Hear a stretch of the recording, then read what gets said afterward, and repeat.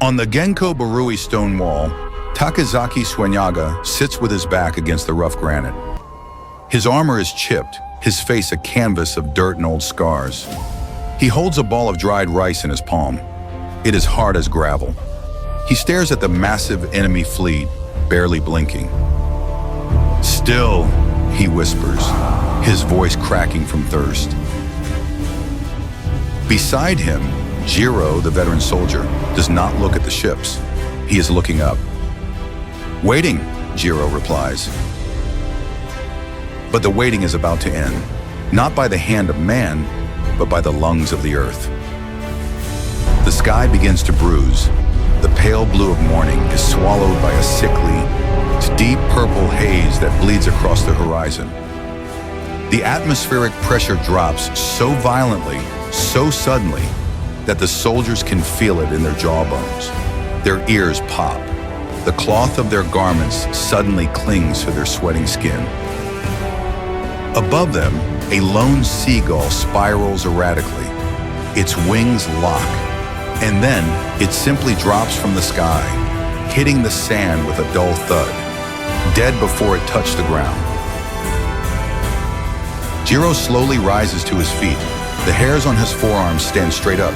He can feel it in his marrow. A vibration not in the ground, but in the air itself. "Now," he breathes. There is a half second of absolute terrifying vacuum, a silence so profound it hurts. And then the world screams.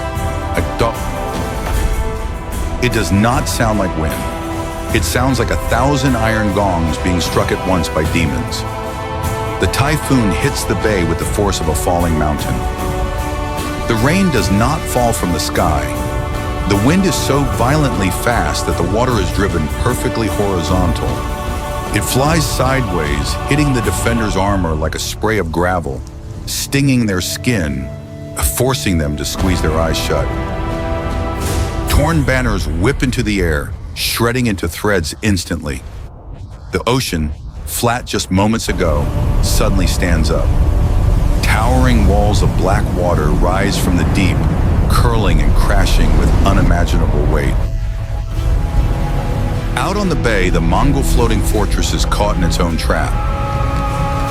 Weeks ago, General Hong Dagu ordered his ships chained together. He drove thick iron bolts deep into the wet wood to create an unshakable platform. It was a brilliant military tactic against small boats. It is a fatal mistake against the sea. A rigid block cannot ride a wave. It can only resist it, and nothing resists the ocean.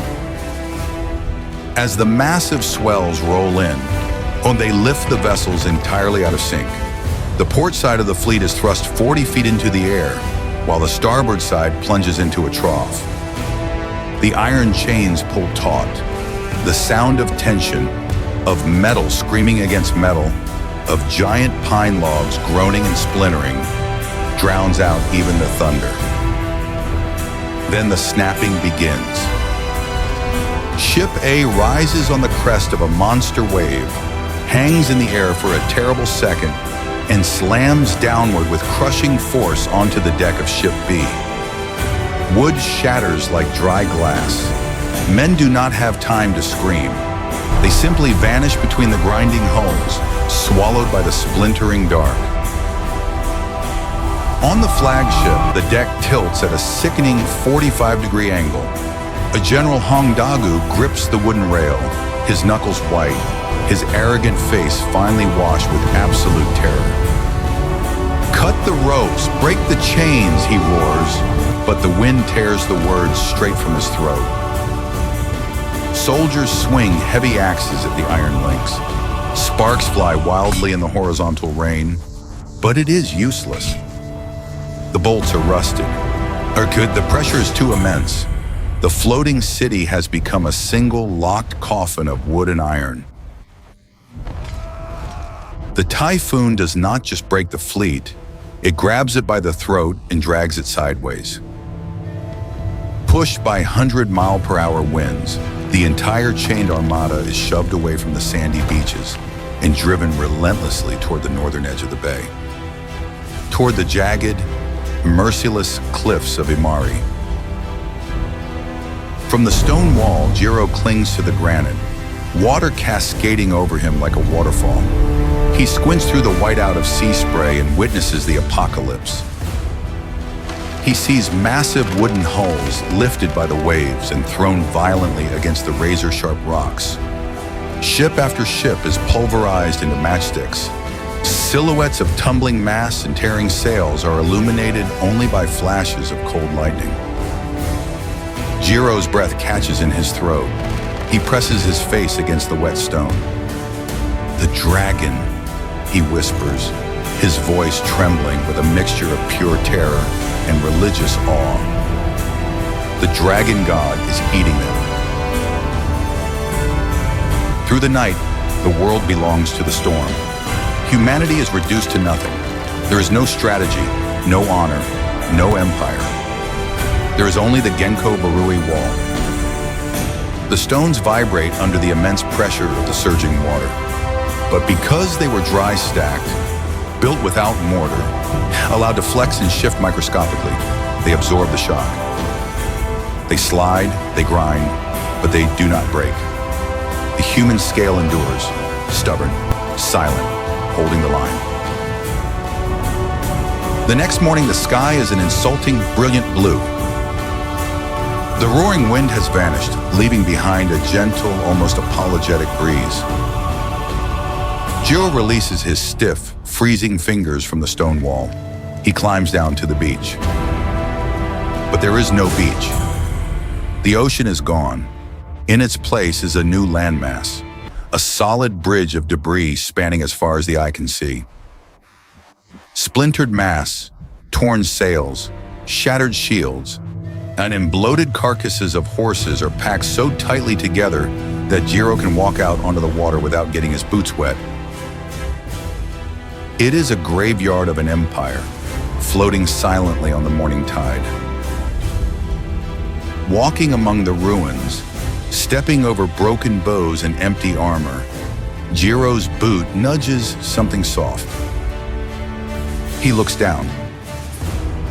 Half buried in the wet sand and tangled kelp is a luxurious, heavy fur hat, the kind worn only by top Mongol commanders, Hong Dagu's hat.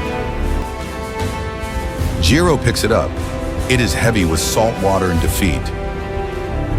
He carries it back to the shore, where a few surviving defenders have started a small, crackling fire to warm their shivering bodies.